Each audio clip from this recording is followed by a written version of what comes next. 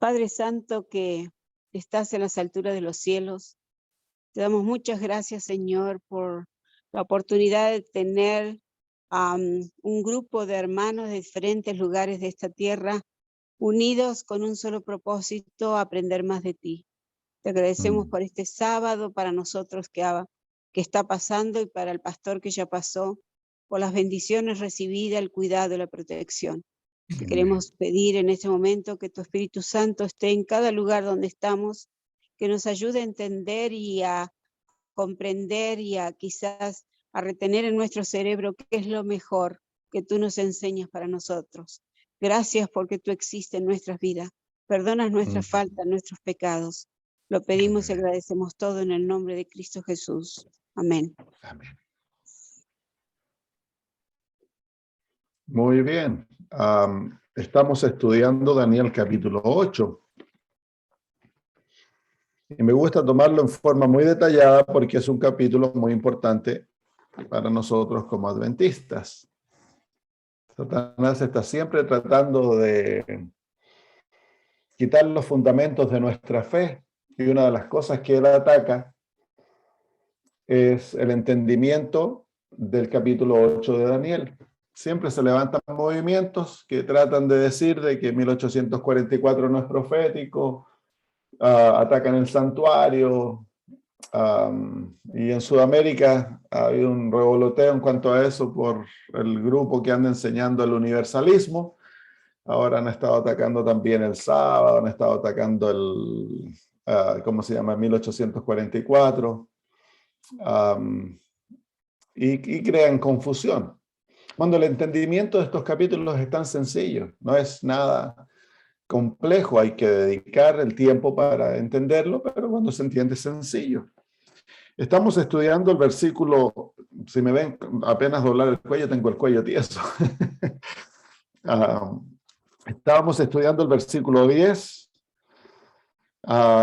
el desarrollo del cuerno pequeño en su estado espiritual. Versículo 9 es la Roma política, el imperio romano. El versículo 10 es la Roma espiritual. En adelante, versículos 10 y 11 hasta el versículo 12 es la Roma espiritual, el ataque del papado en contra del sistema divino, del sistema del santuario. Lo primero que ataca en el versículo 10: se engrandece contra el pueblo de Dios las estrellas del cielo.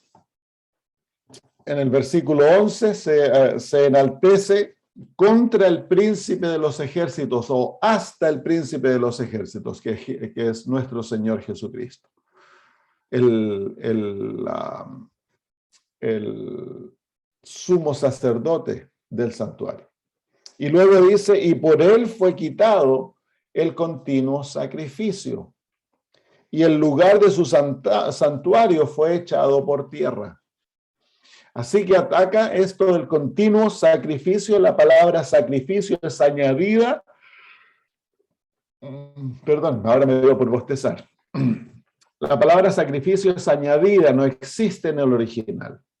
Así que dice: y por él fue quitado el continuo, o la continuidad, y el lugar de su santuario fue echado por tierra. Así que la continuidad está asociada al santuario, de lo mismo que el príncipe de los ejércitos, el santuario es su santuario. Así que el versículo 11 tiene que ver con un ataque al sistema del santuario. Tanto el príncipe del ejército como la continuidad están asociados al santuario.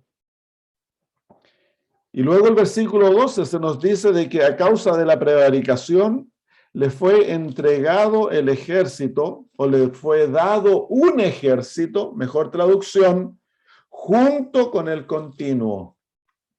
Así que se le entrega un ejército, posee un ejército que ataca al continuo. Así que en Daniel varias veces se nos menciona esto. Vamos al capítulo 11. Capítulo 11. Versículo 31. Dice, y se levantará de su parte tropas que profanarán el santuario y la fortaleza, o el santuario fortaleza, la mejor traducción, y quitarán el continuo y pondrán la abominación desoladora. Así que aquí vemos en forma más clara que el ejército que se le entrega al cuerno pequeño tiene el propósito de profanar el santuario y quitar el continuo. Hay algo que Satanás odia del santuario. El sistema de santuario es odiado por Satanás, y especialmente el continuo, la continuidad. El capítulo 12 lo vuelve a mencionar. En el versículo 11 dice, y desde el tiempo que se haya quitado el continuo o la continuidad hasta la abominación desoladora, habrá 1290 días. Entonces, hay una profecía, la profecía está asociada, y la profecía de tiempo de los 1260 años, que los 1290 días están asociados con los 1260 días, también están asociados con el asunto del continuo, de la continuidad. Estudiemos qué es la continuidad, o eso es lo que vamos a ver hoy día. ¿Qué es la continuidad? Esto que es tan importante en el libro de Daniel, en las profecías de Daniel. Vamos entonces a ver, para entender la continuidad tenemos que entender el sistema del santuario, las ministraciones que ocurrían dentro del santuario. Vamos al libro de Hebreos. Hebreos es donde se nos presenta esto en forma muy clara. Hebreos capítulo 9.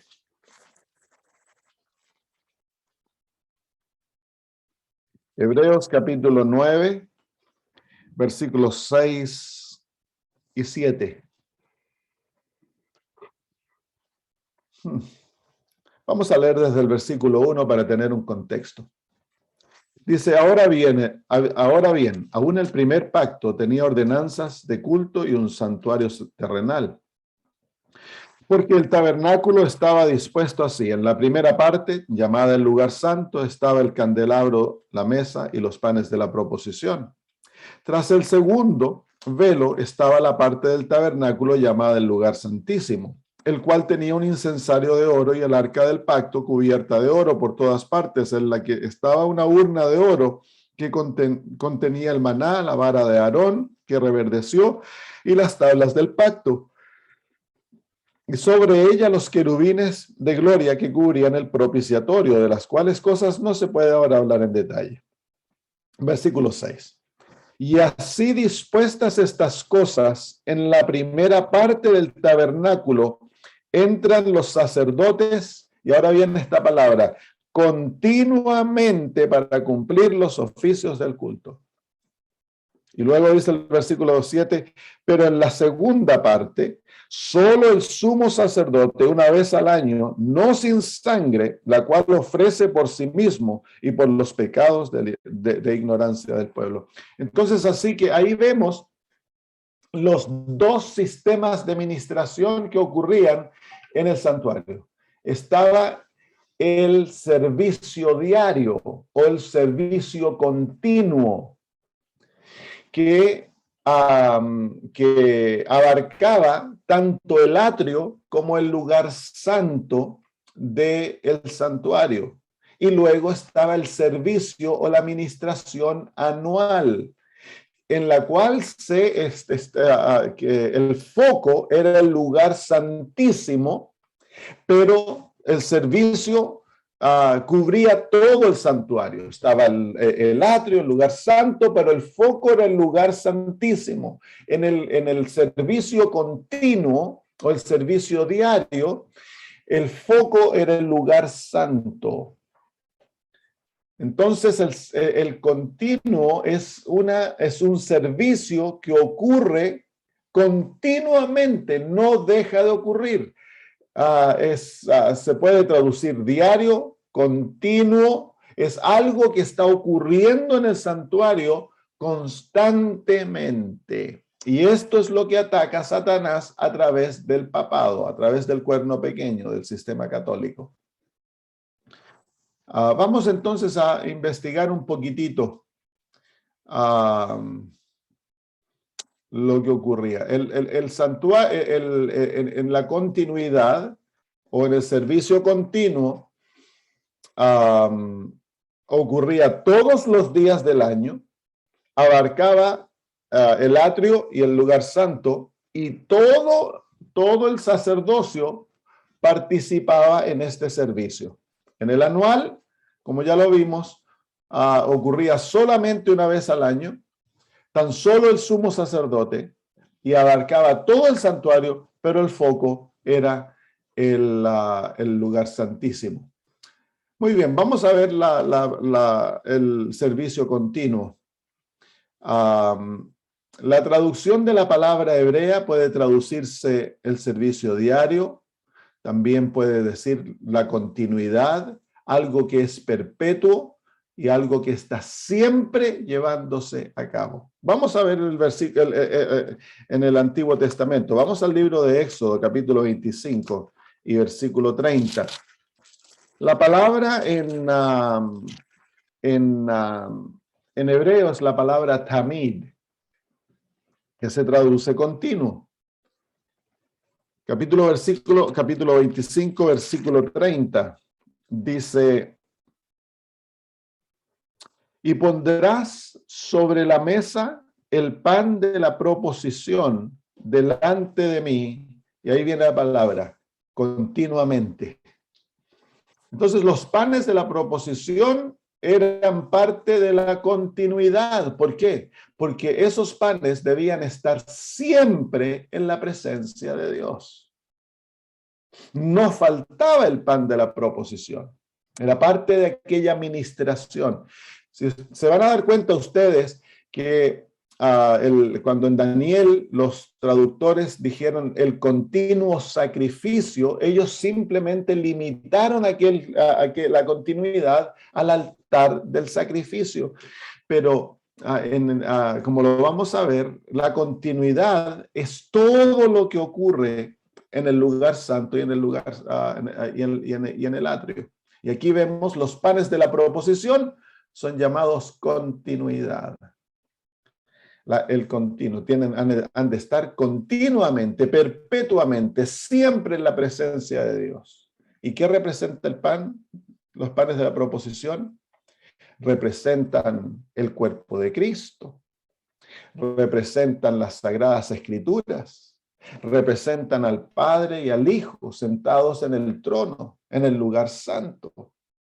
Y es atacado esto por el sistema papal.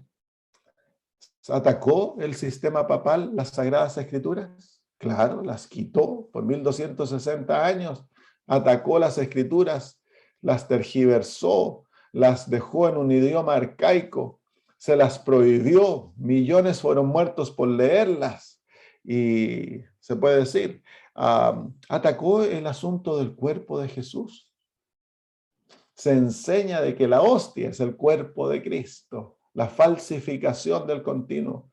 Y el trono, se ha puesto al Papa en el trono de Dios. Entonces hay un ataque directo a este elemento del continuo. Vamos a ver otro más. Levíticos 24, nuevamente acerca de los panes de la proposición. Levíticos 24, versículos 5 al 9. Tomarás flor de harina y cocerás de ella 12 tortas. Cada torta será de 2 décimas de efa. Y las pondrás en 2 hileras, 6 en cada hilera, sobre la mesa limpia delante de Jehová. Pondrás también sobre cada hilera incienso puro, y será para el pan como perfume y ofrenda encendida a Jehová. Así que es una ofrenda a Dios. Y está cubierto esto con incienso, que es la justicia de Cristo. ¿Fue falsificado el mensaje de la justicia de Cristo durante la Edad Media? Claro, se desarrolló una obra se desarrolló un evangelio basado en las obras. Dice Cada día de reposo lo pondrá continuamente, ahí está la palabra, en orden delante de Jehová, en nombre de los hijos de Israel y como pacto perpetuo. Es parte del pacto, ya incluye el día sábado, porque era el sábado cuando los panes se cambian, y será de Aarón y de sus hijos, los cuales lo comerán en lugar santo, porque es cosa muy santa para él de las ofrendas encendidas a Jehová, por derecho perpetuo. Entonces ahí tenemos el papel de los panes de la proposición como parte del continuo. Vamos a Éxodo 27, versículo 20. Éxodo 27, versículo 20.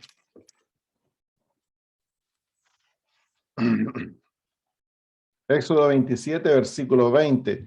Y mandarás a los hijos de Israel que te traigan aceite puro de olivas machacadas para el alumbrado, para hacer arder, ¿y cuál es la próxima palabra? Continuamente las lámparas.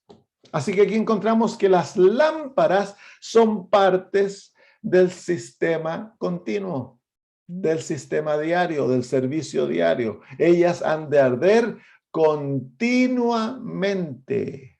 ¿Qué representan las lámparas? Las lámparas representan a la iglesia de Cristo a través de las edades. El libro de Apocalipsis nos muestra eso. Las lámparas, el aceite representa al Espíritu Santo. El ministerio del Espíritu Santo en favor de la iglesia para que ella alumbre al mundo continuamente. Vosotros sois la luz del mundo. Y las olivas machacadas representan a Cristo Jesús en el jardín del Getsemaní, siendo machacado, derramando su sangre por nosotros en el Calvario. Y es gracias a aquella sangre que es derramada que el Espíritu Santo puede venir sobre nosotros y nos hace la luz del mundo. Así que aquí tenemos un simbolismo maravilloso. Representa a Jesús, representa al Espíritu Santo, representa a la iglesia en unión, Cristo Jesús y su Espíritu morando en la iglesia para hacerla la luz del mundo. Entonces, el ministerio de la iglesia de derramar la luz del evangelio sobre todo un mundo oscuro falsificó el papado en la labor de la iglesia en este mundo. Claro, la iglesia se volvió una institución de control, de poder, una iglesia de persecución. La labor de la iglesia se volvió un reino en el cual se hacían conquistas y a los que no se sometían al poder de la llamada iglesia se los mataba. No era una iglesia de amor, era una iglesia de terror. Se hablaba del Espíritu Santo, pero no había poder del Espíritu Santo. Se usaban los poderes políticos para enforzar los dogmas de la iglesia. Y el sacrificio de Cristo, las olivas machacadas, fue reemplazado por la misa. Así que la iglesia es la fuente de la salvación. Si tú no estás en la iglesia, estás perdido. Eso va en contra de las Sagradas Escrituras. La labor de la iglesia es un lugar donde las personas vienen. La iglesia no puede salvarte. La iglesia comparte la luz de la salvación, pero es Cristo Jesús el que salva, no la iglesia. No son los ritos de la iglesia que dan salvación. Es Cristo el que otorga la salvación.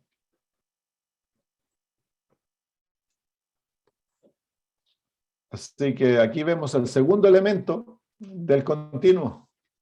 Vamos a Éxodo 29, versículo 38.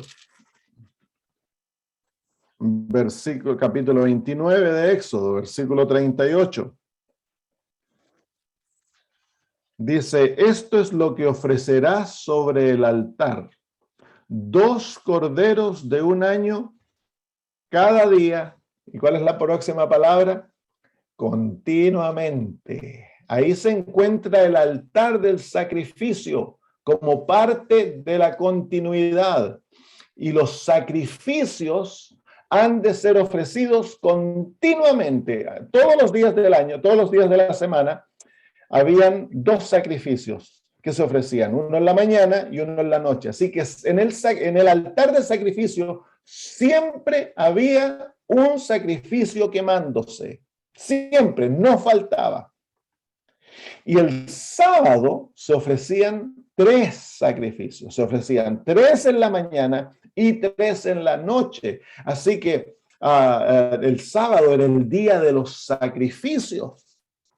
Porque el sábado es el día en el cual debemos exaltar a Cristo como nuestro Salvador. Así que el altar del sacrificio representa la cruz de Cristo, representa el Calvario y representa la muerte de Jesús. Y a pesar que esto ocurrió 2000 años atrás, esto nos enseña el santuario que la cruz y el sacrificio de Cristo ha de mantenerse fresca en nuestra experiencia diariamente. Hemos de refrescar nuestra memoria, mirar a Cristo crucificado, aferrarnos a aquel sacrificio. ¿Cuánto? Mañana y noche, el culto vespertino y el culto matutino. La continuidad.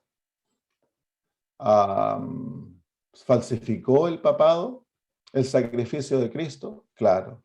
El sistema católico tiene un sacrificio y es el sacrificio de la misa. Cuando los fieles, llamados fieles, van a la iglesia a participar de la misa es el sacrificio fresco de Cristo, porque en la teología católica la hostia es el cuerpo de Cristo. Y el vino es la sangre de Jesús. Entonces, cuando se ofrece la misa, se está sacrificando a Cristo nuevamente. Entonces, esta es la falsificación de lo que ocurrió en el Calvario.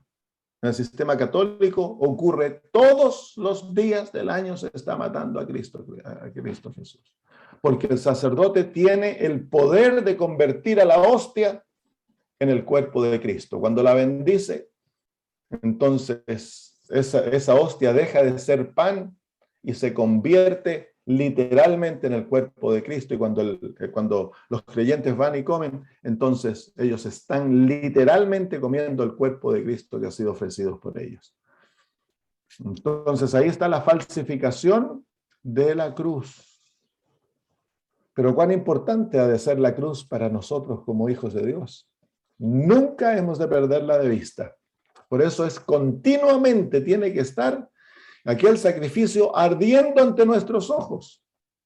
Hemos de contemplar a Cristo diariamente, hemos de ir y confesar nuestros pecados a los pies de la cruz, hemos de entregar nuestros pesos a los pies de la cruz, hemos de aceptar a Jesús como nuestro Salvador diariamente. Ese es un cometido diario. Satanás odia este sistema. Lo odia porque es el sistema que enseña al ser humano cómo ser salvos. Es el continuo, es la ministración de intercesión en favor del pecador para que sea salvo. Satanás lo odia porque muestra la libertad que el evangelio trae a cada ser humano. Nos hace libres, nos une directamente a Jehová. No necesitamos depender de seres humanos ni de instituciones para nuestra salvación. Nuestra salvación está ligada directamente a nuestro Salvador y a nuestro Dios. Muy bien, vamos a ver otro más. Vamos a ver Números 28:3. Estamos mirando aquí al sacrificio, las ofrendas de la mañana y de la noche. 28 de Números, versículo 3, dice: y les dirás, esta es la ofrenda encendida que ofreceréis a Jehová. 2 corderos sin tacha, de 1 año, cada día, será el holocausto continuo. Nuevamente la palabra ahí, el holocausto continuo. Ok, vamos a ver otro más. Vamos a Éxodo 30, versículo 8. Éxodo 30, versículo 8.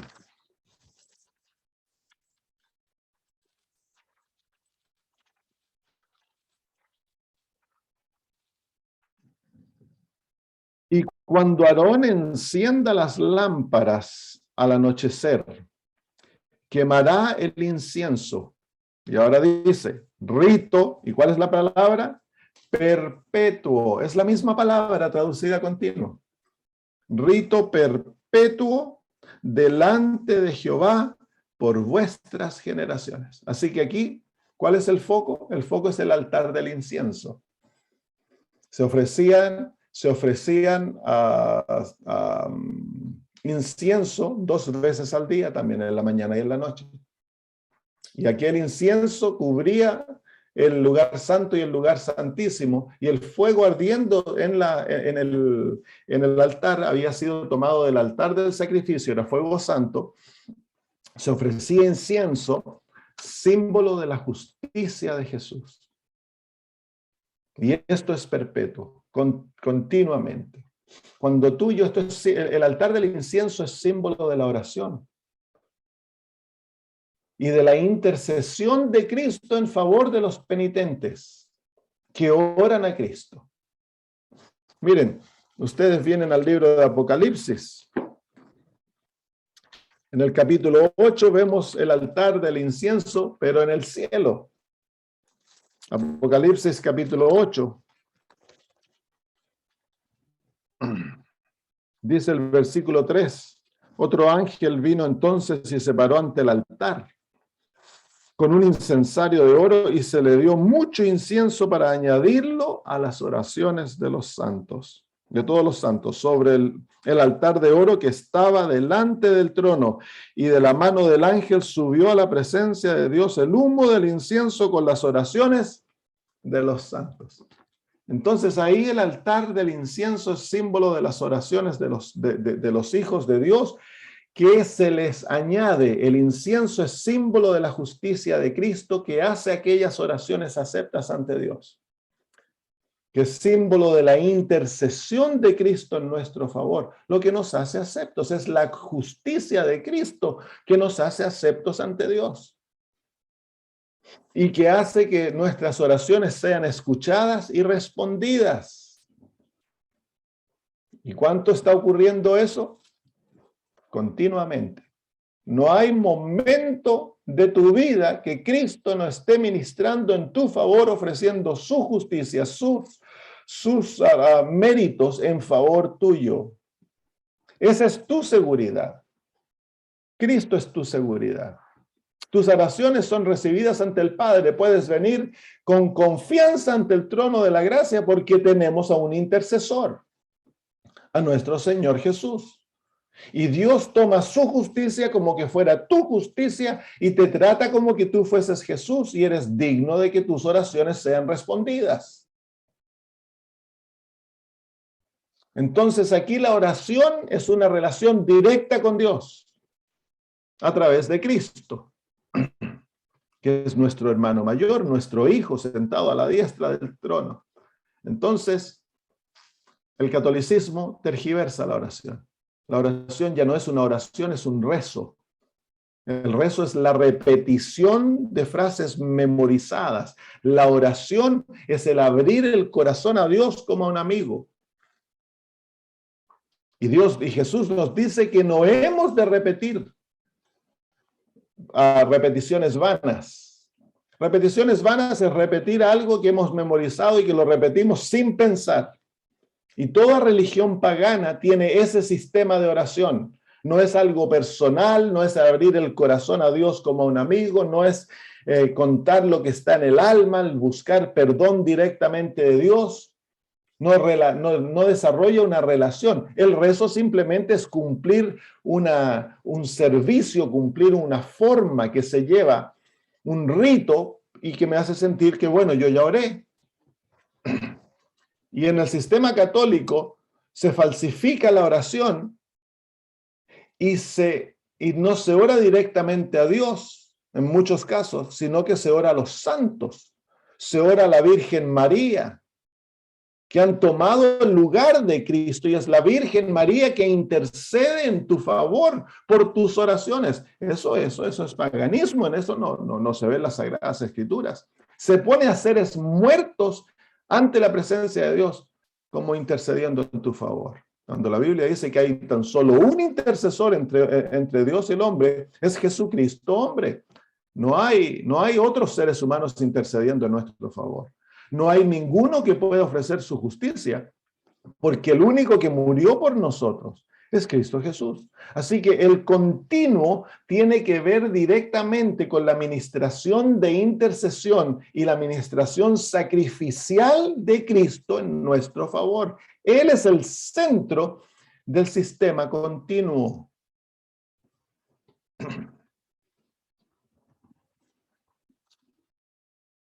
Y por supuesto, el sistema papal creó un ministerio sacerdotal falso que toma el lugar de Jesús. Y que ellos son los únicos que tienen derecho a interceder ante Dios. El perdón se recibe a través de ellos. La absolución. Tienen perdón para absolver de pecado, tienen poder para absolver de pecado y poder para enviarte al infierno en el sistema católico. Por supuesto, eso no es bíblico. No hay nada de eso en la Biblia. Muy bien, vamos a ver otra. ¿Qué más es el sistema diario? Vamos a Levíticos 6:13. Levíticos 6:13.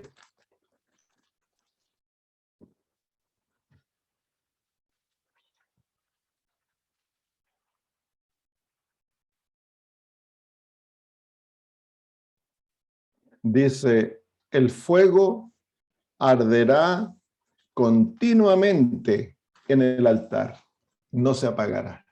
Así que el altar, no tan solo el sacrificio era continuo, sino que el fuego era continuo. Es el fuego de la purificación, es el fuego de juicio que Dios derrama sobre el sacrificio. Levíticos 24, versículos 2 al 4. Levíticos 24, versículos 2 al 4. Dice, manda a los hijos de Israel que te traigan para el alumbrado aceite puro de olivas machacadas para hacer arder las lámparas continuamente.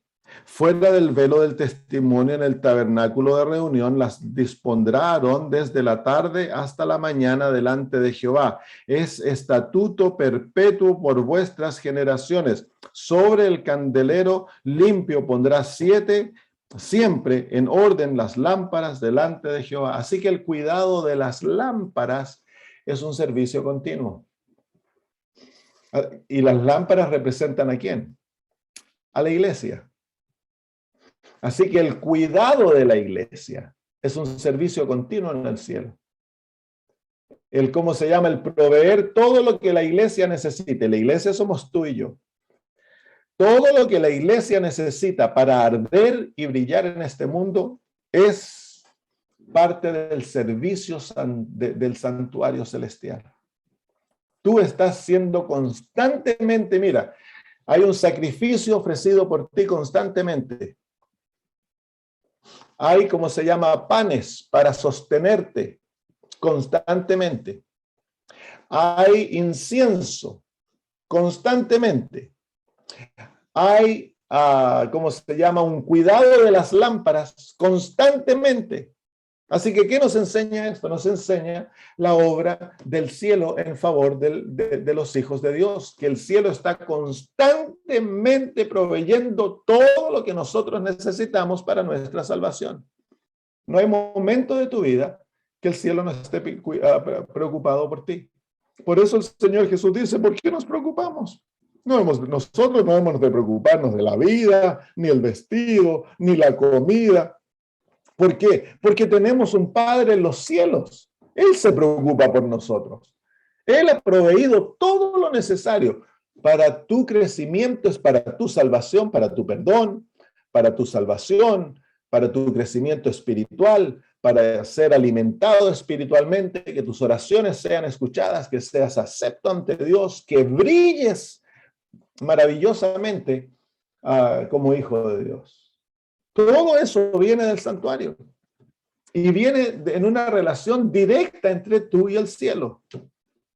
¿Para qué existe la iglesia entonces?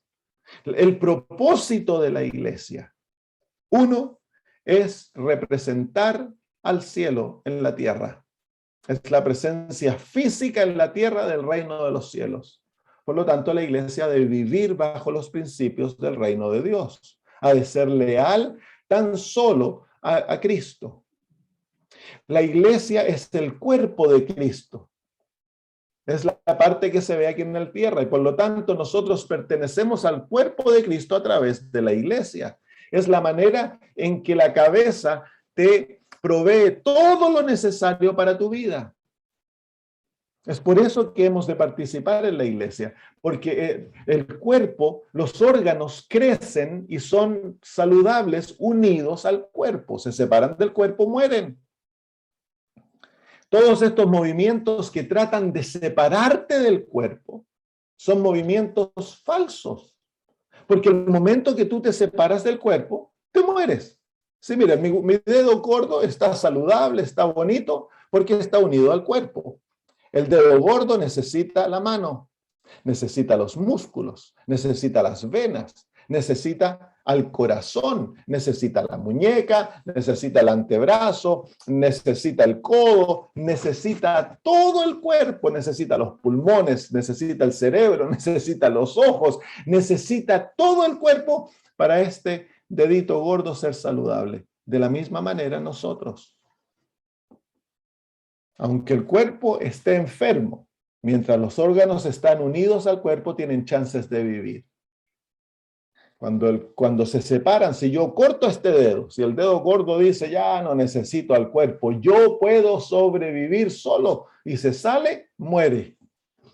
Esa es la función de la iglesia. La función de la iglesia es Dios a través del cuerpo provee todo lo necesario para tu vida. Y saben ustedes que el santuario puede ser representado como un cuerpo. Tú lo ves en Apocalipsis capítulo 1. Ves a Cristo como el santuario. Y es en realidad el cuerpo, la cabeza y el cuerpo representan a Cristo. Cristo es nuestra cabeza, la iglesia es su cuerpo, es su esposa, son uno. Entonces hemos de aprender a vivir. La iglesia no te salva, es Cristo el que salva.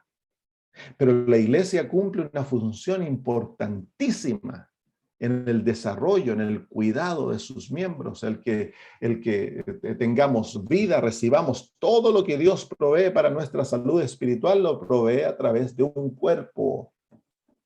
Entonces no escuches a los que andan diciendo, no, que la iglesia aquí, que la iglesia allá.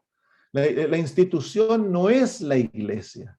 La institución es parte de la iglesia, es como que los huesos, que necesitamos huesos para que el cuerpo se vea bonito. Dios ha otorgado una institución al sistema adventista para dar estructura, para tener organización, tener dirección, pero la estructura no es la iglesia. Los miembros conforman la iglesia.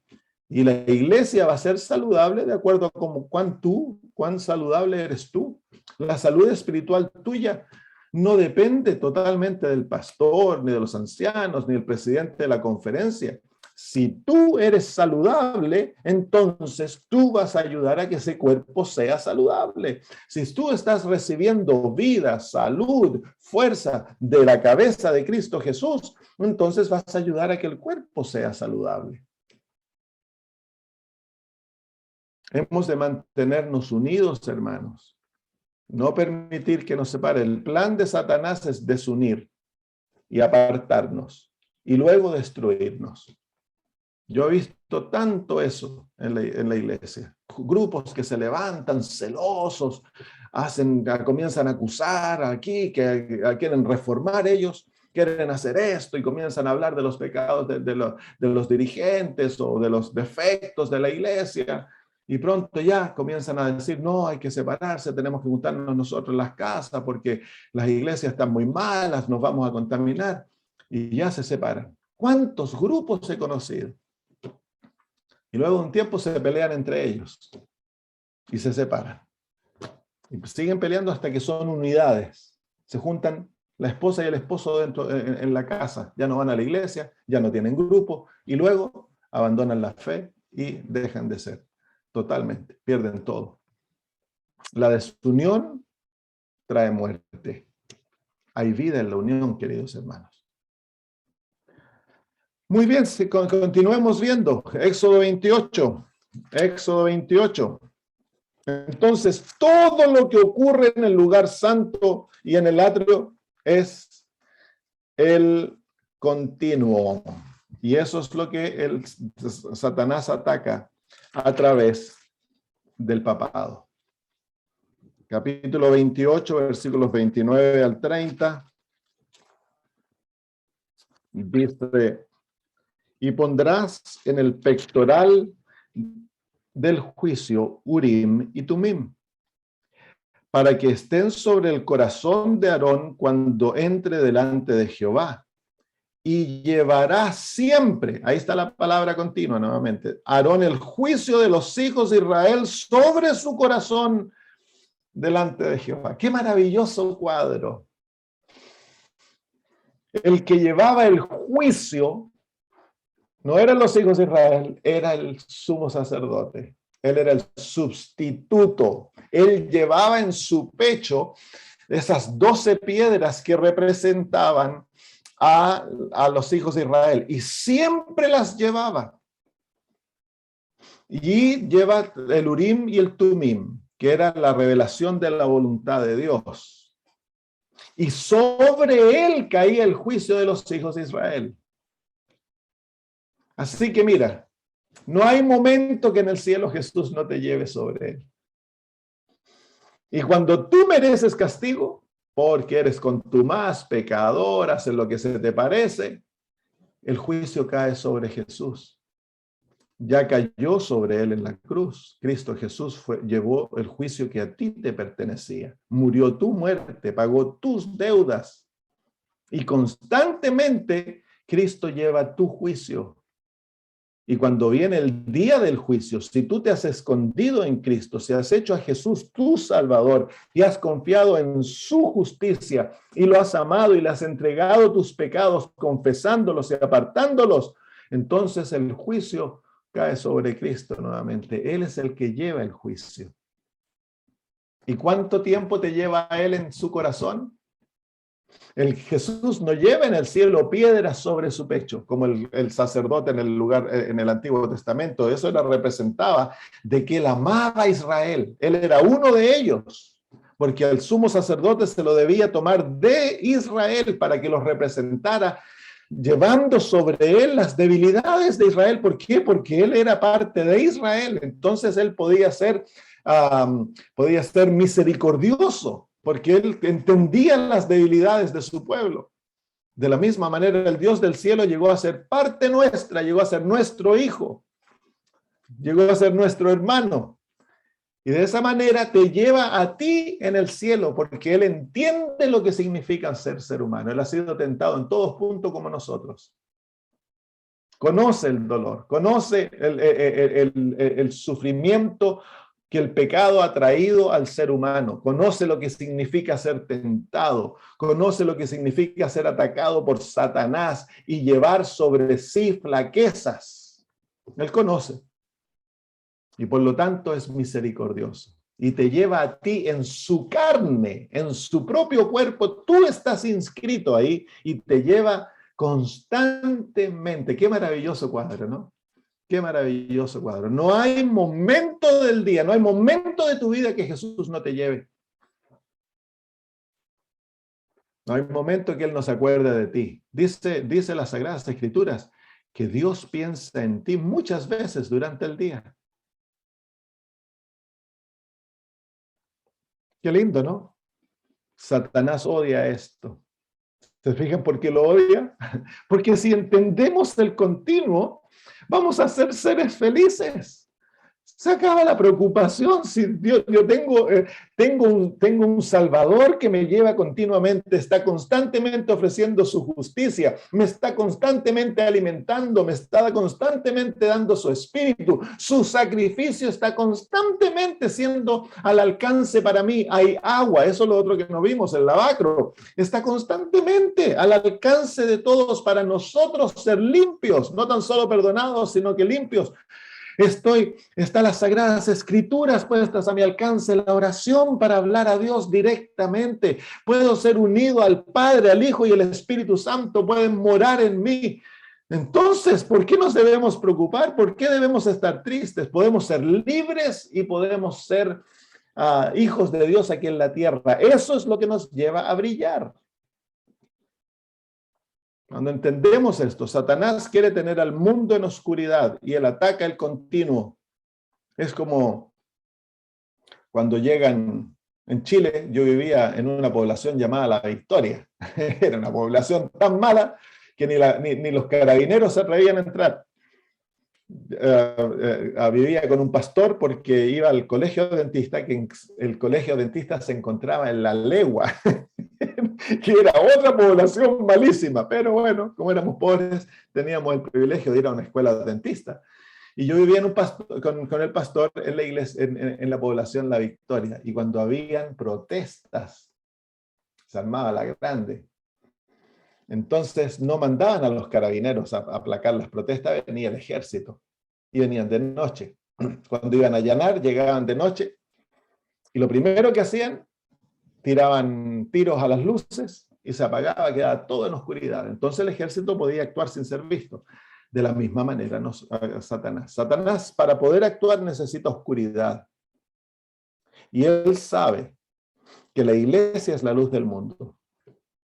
Y que todo el sistema del continuo ha sido puesto en lugar para que haya una iglesia en el mundo que da luz al mundo. Entonces, ¿qué hace él? Él inventa un sistema, el papado, el catolicismo, lo desarrolla para apagar la luz de la iglesia. ¿Y cómo lo hace? Lo hace tergiversando todos los aspectos del continuo para que la iglesia no entienda el gran privilegio y las tremendas provisiones que el cielo ha dado para nuestra salvación, para que lo tengamos todo y así poder brillar. Entonces, el sistema del continuo, que es parte del santuario, es maravilloso, queridos hermanos. Vámonos de vuelta entonces a Daniel. ¿Qué es el continuo? Todo lo que ocurre en el atrio y en el lugar santo. ¿Y para qué ocurre?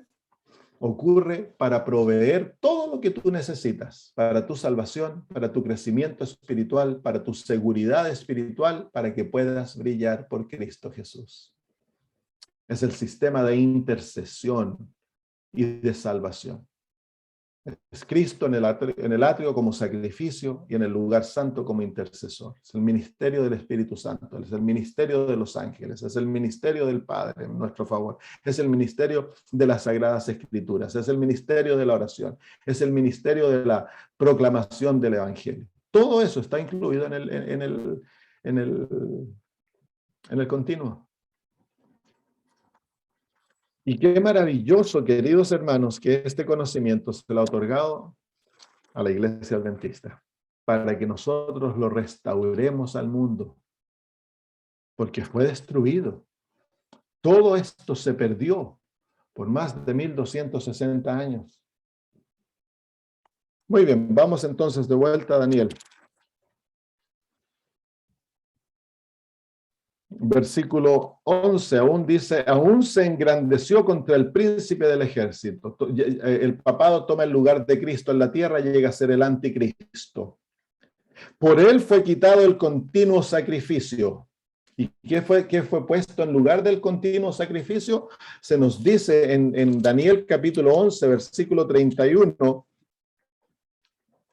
y se levantará de su parte tropas que profanarán el santuario y la fortaleza y quitarán el continuo sacrificio. Pero la palabra sacrificio, ¿se acuerdan que eso no está ahí? Entonces quitarán el continuo, lo que recién hablamos, la continuidad, será quitada. ¿Y qué pondrán en su lugar? Y pondrán la abominación desoladora. Un sistema de idolatría, la palabra abominación, un sistema que enseña idolatría, un sistema que toma el lugar de Dios, un sistema que destruye las enseñanzas de las Sagradas Escrituras, que destruye el sistema divino. Eso dice la palabra abominación. Y la palabra desoladora es un sistema de persecución que destruye a los hijos de Dios. Entonces, lo que toma el lugar del continuo del plan de la salvación del Evangelio es un sistema de falsificación y de persecución. Un sistema idólatra. Es el sistema católico. Entonces, ahí está la Iglesia Católica, llamada abominación desoladora. Cristo Jesús dice en el Mateo capítulo 24 que la abominación desoladora va a volver a controlar el mundo. Y cuando veamos esto levantándose y tomando lugar del santuario nuevamente, hemos nosotros entonces de escapar, porque es la señal que nos muestra que el fin ha llegado. Muy bien. Vámonos entonces al versículo 12 de Daniel 8. Y a causa de la prevaricación, a causa de la maldad, a causa de la rebelión, le fue entregado el ejército. No, esto es traducción no es buena. Le fue dado un ejército. Entonces, este es el ejército que falsifica al ejército divino. ¿Cuál es el ejército divino? Es la iglesia de Cristo. Es el versículo 10. Dice, y se engrandeció hasta el ejército del cielo. Ahí se encuentra el ejército de Dios. Y parte del ejército y de las estrellas echó por tierra y las pisoteó. Así que aquí encontramos que el ejército de Dios es la iglesia de Cristo unida al ejército del cielo. Porque la iglesia es una entidad celestial, ya lo hemos hablado. Entonces, son los hijos de Dios, tanto terrenales como celestiales. Es los salvos obrando en unión con el ministerio de los ángeles para la predicación del evangelio y para guerrear contra el ejército de Satanás, el reino de Satanás. Entonces aquí se crea un falso ejército. Al papado, al cuerno pequeño, se le da un ejército. ¿Quién se lo da? Satanás, por supuesto. ¿Quién es ese ejército? El sacerdocio. El sacerdocio toma el lugar del ejército que es la iglesia, porque en la iglesia todos somos sacerdotes. Nosotros somos un reino de sacerdotes, dice las Sagradas Escrituras. Nuestro sumo sacerdote es Cristo. En el sistema católico, el sumo sacerdote es el papado, el papa, y tiene un ejército, el sacerdocio. Entonces dice que viene un ejército y el propósito de aquel ejército es ¿qué? Dice que es desechar el continuo, es destruir aquel sistema de salvación que Cristo creyó. El continuo se puede traducir como el evangelio.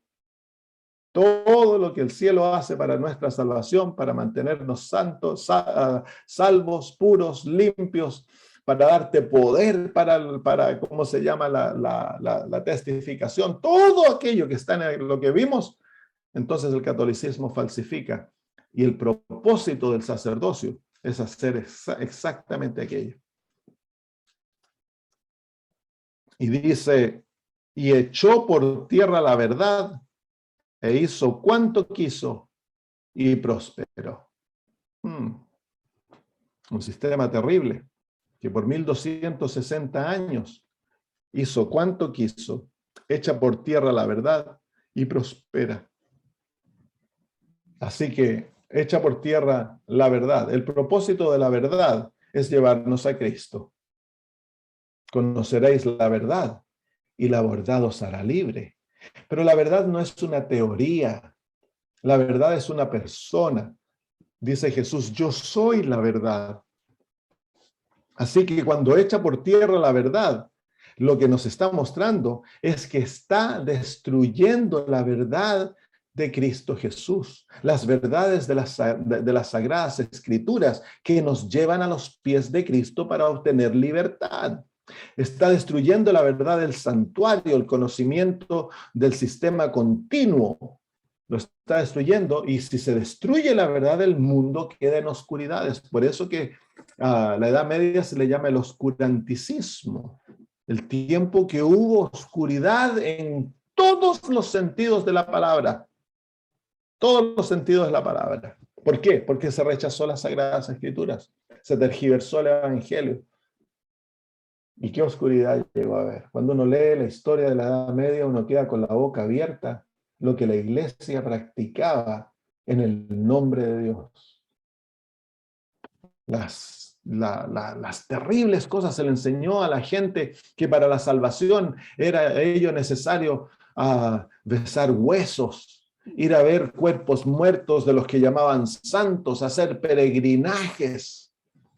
Los sacerdotes tenían tanto poder que controlaban todo, eran señores, los obispos gobernaban sobre tremendos territorios. En algunos países, las niñas, antes de casarse, era el, ¿cómo se llama? El obispo, el sacerdote que tenía que desflorarlas.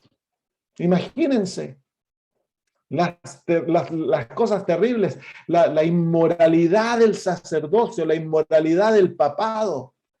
Hubo, ¿cómo se llama? Una papa mujer durante la Edad Media que se hizo pasar por hombre, pero quedó embarazada. Habían papas homosexuales, habían 2 o 3 papas gobernando entre medio y se echaban entre ellos maldiciones, se tiraban, ¿cómo se llama?, ejércitos. Los papas gobernaban sobre los reyes, cobraban, ¿cómo se llama?, cantidades exorbitantes para que, ¿cómo se llama?, los sacerdotes pudiesen llegar a ser obispos. Se les vendían sus lugares. La oscuridad de la Edad Media llegó a ser una oscuridad total.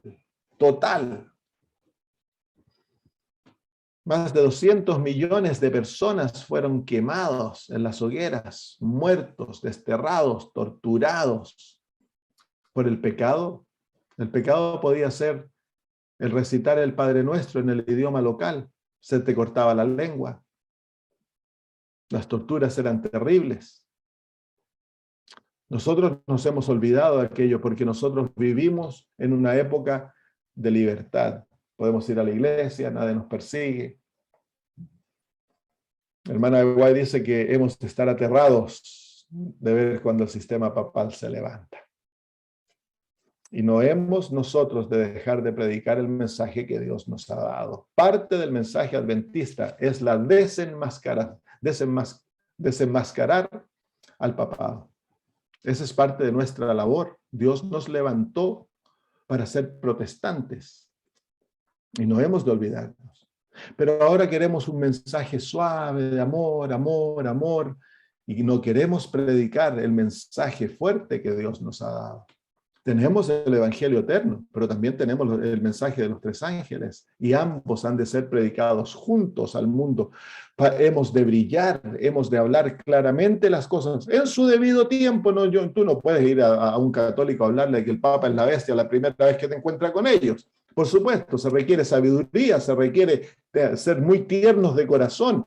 Hay que hacerse amigos, hay que ganarles el corazón, hay que enseñarles el evangelio, hay que guiarlos a otras cosas antes de enseñarles las cosas más duras. Pero no nos podemos quedar callados, amigos. Nuestra existencia es para ser luces de este mundo. Así que me gustaría preguntarte, Señor Jesús, te has sacado de la oscuridad para que seas luz. ¿Estás siendo luz? ¿Estás compartiendo el evangelio? Pero para ser luz hay un circuito que tú tienes que experimentar. Tú no puedes ser luz si tú no te has apoderado del sacrificio de Cristo Jesús y has nacido nuevamente y tus pecados han sido perdonados y has recibido la justicia de Cristo. Para ser luz tienes que ser lavado. En el lavacro tienes que ser limpiado a través del bautismo y diariamente ser limpios, santificados. Luego has de comer de los panes de la proposición, has de alimentarte a través de las sagradas escrituras. Diariamente, continuamente, has de participar del pan de la proposición y has de ser cubierto por la justicia de Cristo y de interceder por aquellos que tú estás trabajando. Y luego dice también de que para brillar hay que sufrir. Y es verdad, el árbol que eran los candelabros, Era un árbol, era un almendro en flor con frutos. Y que brillaba, que tiene fuego, pero no se consume. Ese es como se llama un cuadro del Hijo de Dios. Pero el candelabro para ser construido fue hecho con oro macizo, golpeado con martillo. Entonces, el sufrimiento es parte de la experiencia que el Señor nos somete para que brillemos.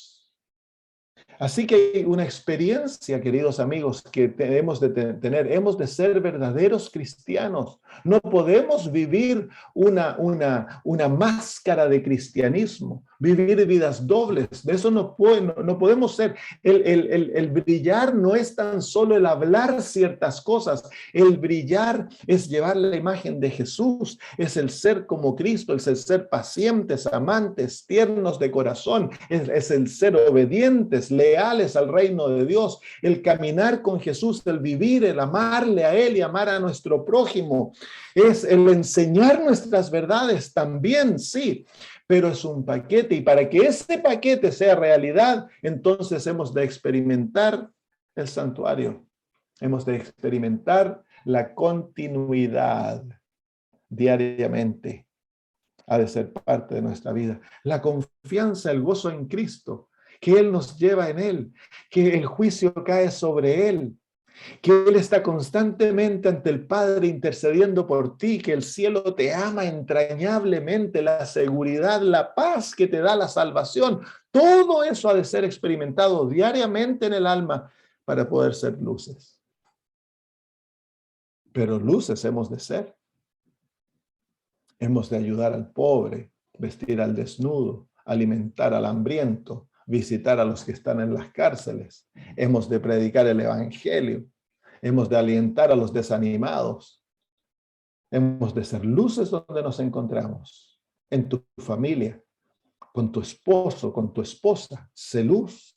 Haz la vida de tu esposa feliz. Comienza a ser luz en el hogar. Sé luz de tus hijos. No seas como mi papá y mi mamá le decía, tú eres luz del mundo, tinieblas de la casa. No, hermanos, la luz debe comenzar a brillar en el hogar. Y luego al resto de la familia, el vecindario, nuestros obreros, la gente que trabaja, con los que trabajamos, en la escuela, la universidad, donde estés, sé luz, brilla por Cristo. Que tus dientes se muestren en gozo, que te escuchen cantando, que vean que tú eres honesto, que trabajas fielmente, que eres confiable, que tu palabra vale todo lo que dices, que vean de que el evangelio te ha hecho una persona amante, confiable, verdadera, honesta. Y cuando les hables el evangelio, van a querer escuchar. Van a querer escuchar. Muy bien, queridos amigos. ¿Hay alguna pregunta por ahí?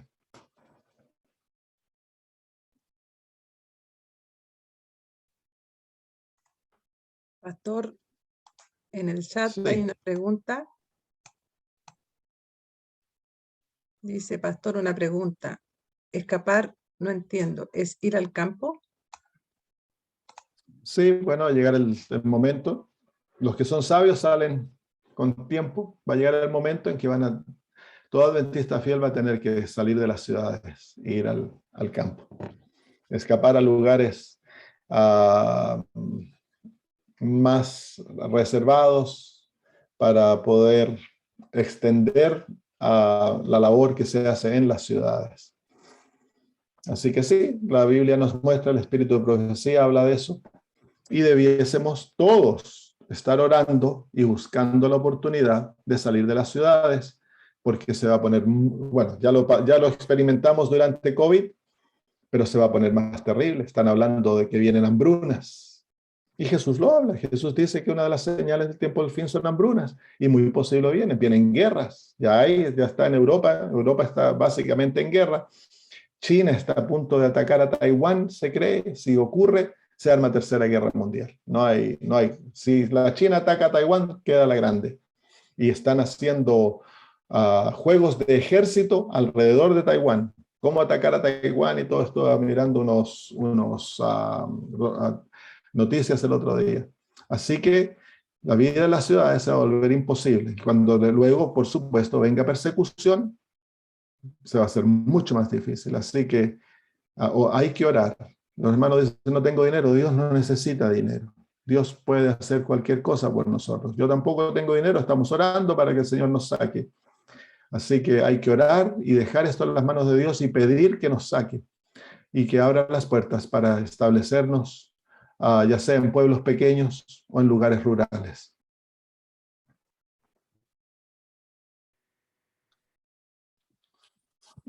Solo en comunidad, dice la hermana María, no hay que salir solos, hay que salir en grupos, ya sea como familias o como con hermanos de iglesia que sean fieles y que tengan la misma manera de pensar.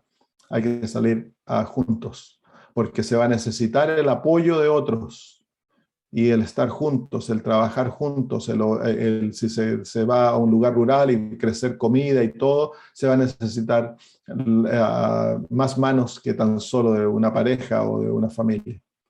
Es importante salir juntos si es posible. Hermana Lilian, pero no quiero que lo que hablamos hoy se pierda en la discusión de salir de las ciudades. Ese no es el propósito del mensaje hoy. Lilian. Quería preguntarle acerca de ese versículo que dice lo que es algo que citan las personas católicas, de que Dios ha dado autoridad para que lo que se haga en la tierra, lo que hagas en la tierra, lo que haces en la tierra, te dará en el cielo, lo que desates, igualmente se desatará en el cielo. Poniendo quizá ese versículo como una implicación de que hay una autoridad de que la iglesia perdone los pecados de las personas, de los miembros. La iglesia, si está actuando de acuerdo al plan divino, lo que ate en la tierra queda atado en el cielo, y lo que desate en la tierra queda desatado en el cielo. Solo y cuando se obre de acuerdo al plan divino, y eso tiene que ver en cuanto a personas, el contexto es en cuanto a personas que están en pecado, que están actuando mal. La iglesia entonces ha de seguir un proceso que Jesús ha declarado para salvarlos. Y si no responde, entonces la iglesia puede, ¿cómo se llama?, desatarlos, borrarlos. Y si se siguió el proceso de acuerdo a lo que Cristo nos muestra, entonces lo que la iglesia hace en la tierra es ratificado en el cielo. No, esto no tiene nada que ver con perdón de los pecados. Nosotros individualmente tenemos la capacidad de perdonar pecados a aquellas personas que nos han dañado. Nosotros les ofrecemos nuestro perdón, pero el perdón máximo del pecado siempre está en las manos de Dios.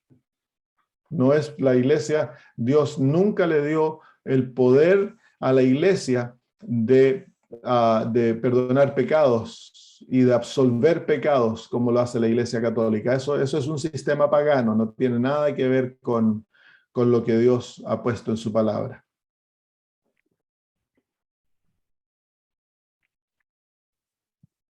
Gracias.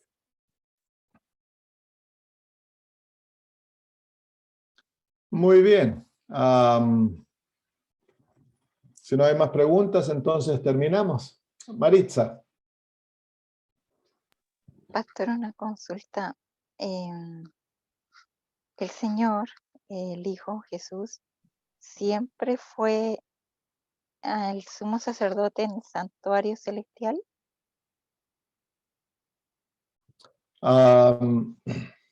El santuario celestial siempre ha existido. Dios siempre ha obrado a través de un sistema de santuario. Pero para que Jesús llegase a ser el sumo sacerdote, él tenía que ser ungido como sumo sacerdote y pasar por la experiencia del sacrificio. Así que su ministerio de sumo sacerdote comienza en forma oficial una vez de que Cristo Jesús es ungido a su bautismo. Cuando Jesús es bautizado, comienza el proceso de unción de él como sumo sacerdote, y ya cuando luego de su muerte asciende al cielo, presenta las ofrendas, entonces él puede comenzar su sistema de sumo sacerdocio. Ahora, ¿lo hacía eso antes de la cruz, antes de encarnarse en el cielo? No tenemos conocimiento en cuanto a aquello. Si es que el sistema, ¿cómo se llama? Él obraba como nuestro sumo sacerdote antes de la cruz. Pero tanto el patrón del Antiguo Testamento nos muestra que para que Aarón pudiese comenzar su obra de sumo sacerdote, él tuvo que ser ungido, pasar por el proceso de ungimiento, que era lavar el cuerpo, ser vestido, ser ungido con aceite, luego tenía que ofrecer sacrificios, luego tenía que ofrecer una ofrenda, y luego él podía comenzar su ministerio, y era ungido nuevamente con aceite y sangre, y luego entonces comenzó su ministerio. De la misma manera Jesús fue bautizado, luego el Padre lo declaró su hijo, luego fue ungido con el Espíritu Santo, luego ofreció su sacrificio, que es él mismo, luego fue al cielo el domingo de mañana y presentó sus ofrendas, los resucitados, y luego fue ungido en el Pentecostés. Él recibió el Espíritu Santo y sus ropas estaban vestidas en sangre. Entonces ahí él comienza su ministerio sumo sacerdotal. Es interesante porque, bueno, hace pensar sobre la intercesión para los que estaban antes. Pero bueno, es para ir meditando. Está hermoso el estudio. Gracias, pastor. Sí, todo lo que ocurría antes ocurría mirando a la realidad que vendría cuando Cristo Jesús muriese. Entonces, todo aquello que se ocurrió antes ocurrió en fe de lo que iba a venir, de la gran realidad que se establecería en Cristo Jesús. Ahora, la intercesión y todo eso, no se nos ha mostrado. Yo nunca he visto citas o en las Sagradas Escrituras donde se nos muestre aquello que ya ocurriera en el cielo, todo aquello que vemos una vez que Cristo ascendió al cielo. Así que, ¿había algún sistema? No sabemos. Vamos a tener que esperar aquello. Pero el santuario celestial existía. Gracias, hermana, por la pregunta. Bueno, terminemos entonces. Que el Señor les dé una buena noche, puedan dormir tranquilos, y a mí que me dé un buen día para hacer todo lo que hay que hacer. Oremos. Padre maravilloso, gracias por tu maravilloso plan de salvación que nos has dado, ilustrado en el santuario por el continuo. Qué maravilloso, Señor, representación nos ha dado para poder nosotros ver todo lo que tú haces para que nosotros podamos brillar. Y te suplicamos por Jesús, que nos des la experiencia del continuo para que seamos luces en este mundo, Señor. Para que brillemos en forma tan linda que otros deseen conocerte, amarte y entregar sus vidas a ti. Bendice mis hermanos, sosténlos, cuídalos de falsas doctrinas, de engaños, Señor. Haz que te amen, que caminen contigo en fidelidad, en obediencia, en sumisión a tu voluntad, y que puedan crecer, Señor, en Cristo Jesús. Gracias, Padre. En el nombre de Jesús. Amén. Muy bien, hermanos míos. Un abrazo para todos.